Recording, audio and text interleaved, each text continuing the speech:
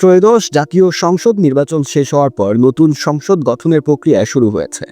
নবনির্বাচিত প্রতিনিধিদের ঘিরে রাজনৈতিক অঙ্গনে নতুন কর্মচাঞ্চল্য দেখা যাচ্ছে। আর ঠিক এই সময়েই মানুষের মনে একটি প্রশ্ন বারবার উঠে আসে, আমাদের দেশের সংসদ সদস্যরা আসলে কি কি সুবিধা পান? বাংলাদেশের জাতীয় সংসদ সদস্যরা শুধু একটি নির্ধারিত বেতনই পান না, বরং দায়িত্ব পালনের জন্য বিভিন্ন ভাতা, আর্থিক সহায়তা এবং আনুষঙ্গিক সুবিধাও পেয়ে থাকেন। প্রথমেই আসি বেতন ও নিয়মিত ভাতার বিষয়ে।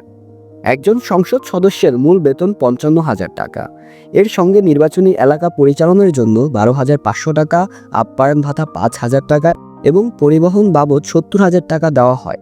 এই পরিবহন ভাতার মধ্যেই জ্বালানি খরচ, গাড়ি রক্ষণাবেক্ষণ এবং চালকের বেতন অন্তর্ভুক্ত থাকে।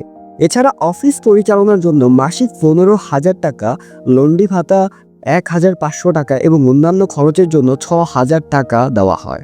অর্থাৎ দায়িত্ব পালনের বাস্তব খরচের বিষয়টিও আলাদা করে বিবেচনা করা হয়েছে।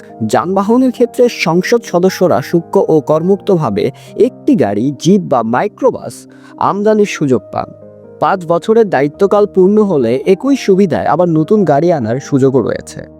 ভ্রমণ সুবিধার দিকেও রয়েছে বিশেষ ব্যবস্থা। বিমান, রেল বা নৌপথে যাতায়াত করলে সর্বোচ্চ শ্রেণীর ভাড়ার ১.৫ গুণ পর্যন্ত ভাতা পাওয়া যায়। দেশের অভ্যন্তরে ভ্রমণের জন্য বছরে ১,২০,০০০ টাকা ভ্রমণ ভাতা অথবা ট্রাভেল পাসের সুবিধাও দেওয়া হয়।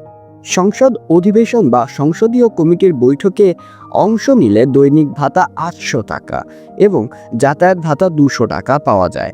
দায়িত্বস্থলে অবস্থানের সময় প্রতিদিন ৭৫০ টাকা ভাতার ব্যবস্থাও রয়েছে। চিকিৎসার ক্ষেত্রেও সংসদ সদস্য ও তাদের পরিবার সরকারি প্রথম শ্রেণীর কর্মকর্তাদের সমমানের চিকিৎসা সুবিধা পান। পাশাপাশি মাসিক ৭০০ টাকা চিকিৎসা ভাতা দেওয়া হয়। দায়িত্ব পালনকালে দুর্ঘটনায় মৃত্যু বা স্থায়ী পঙ্গুত্বের ক্ষেত্রে ১০ লাখ টাকা সরকারি বীমার সুবিধা রয়েছে। এছাড়া বছরে সর্বোচ্চ ৫ লাখ টাকা পর্যন্ত একটি ঐচ্ছিক অনুদান তহবিল ব্যবহারের সুযোগও থাকে। টেলিযোগাযোগ সুবিধার অংশ হিসেবে বাসভবনে সরকারি খরচে টেলিফোন সংযোগ দেওয়া হয় এবং মাসিক বিল বাবদ প্রায় ৭,৮০০ টাকা বরাদ্দ থাকে।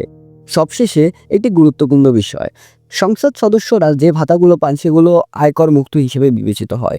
সব মিলিয়ে বলা যায়, একজন সংসদ সদস্য শুধু বেতনই নন, দায়িত্ব সঠিকভাবে পালনের জন্য রাষ্ট্রের পক্ষ থেকে বিভিন্ন আর্থিক ও প্রাতিষ্ঠানিক সুবিধা পেয়ে থাকেন। শুনছিলেন সংসদ সদস্যরা কি কি সুবিধা পান, এই নিয়ে একটি প্রতিবেদন।